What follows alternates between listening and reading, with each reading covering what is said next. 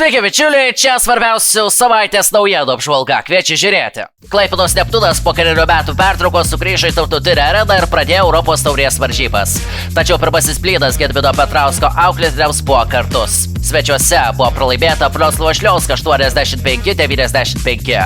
Klaipėdiečiai laikėsi 3 kėlinius ir prieš lemiamas 10 minučių turėjo vos taško deficitą. Tačiau paskutinis kėlinys priklausė Lenkijos klubui, kurį treniruoja buvęs Kauno Žalgirio krepšininkas ir šią ekipai vadovavęs Aidaras Bagackis. Pralaimėjusiam 16 taškų pelnė ir 10 rezultatyvių perdavimų atliko Arnas Velička. Džeimso Kardiko kraitė 14 taškų, 13 pridėjo Donatas Starolis. Lenkus į priekį su 21 taškų vedė Kaderas Grey. Spalio 7-ąją klaipėdiečiai žais pirmasias rungtynes Europos taurėje namuose. O dabar keliamės į Panevėžį, kur savo sezoną Europos taurėje pradėjo Lietkabelio komanda. Panevėžio krepšininkai po atkaklios kovos 85-79 nugalėjo Stambulo Bešiktaš ir skambiai pradėjo kovas Europos taurės turnyre.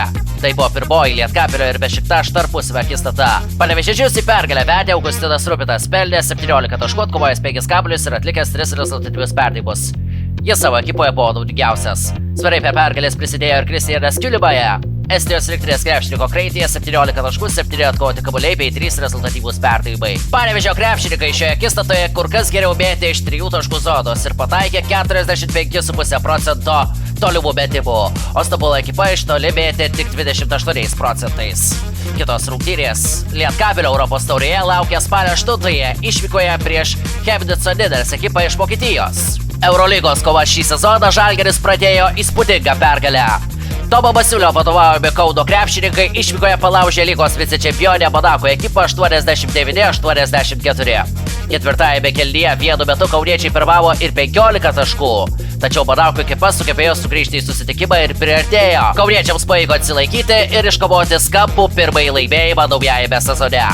Saldų Eurolygos krikštą šioje akistatoje patyrė net keletas kauniečių žaidėjų, o rezultatyviausiai rungtyniavo 100% pataikymą demonstravęs Mausas Raitas, pelnęs 21 tašką, taip pat jis atkovojo 6 kamuolius ir surinko 28 naudingumo balus.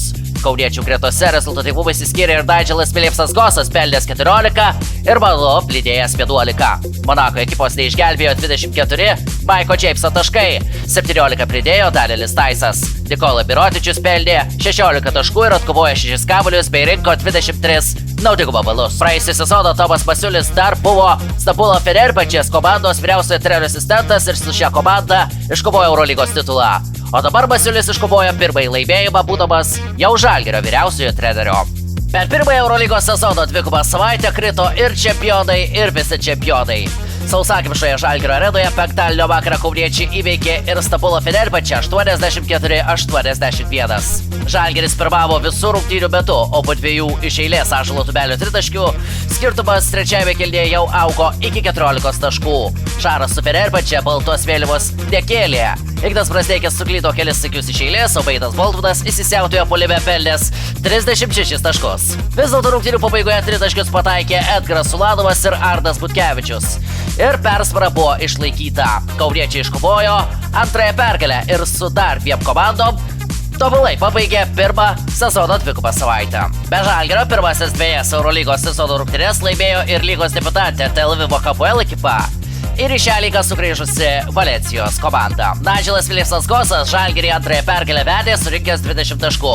Samuel Francisco kraityje 18, Mausas Raito 11. Be Wade Volvulo Fenerbahčės komandoje dar galima skirti Devoną Hallą, pelniusį 12 taškų, ir Taylor Hortoną Tuckerį, kuris surinko 10, tačiau šių pastangų lygos čempionams nepakako. Artimiausios kauniečių rungtynės Eurolygoje laukia prieš Miuncheno Bayerną išvykoje. O džiugiamis nuotaikomis čia mes galime ir atsisveikinti. Tai buvo laida Krepšinio savaitė.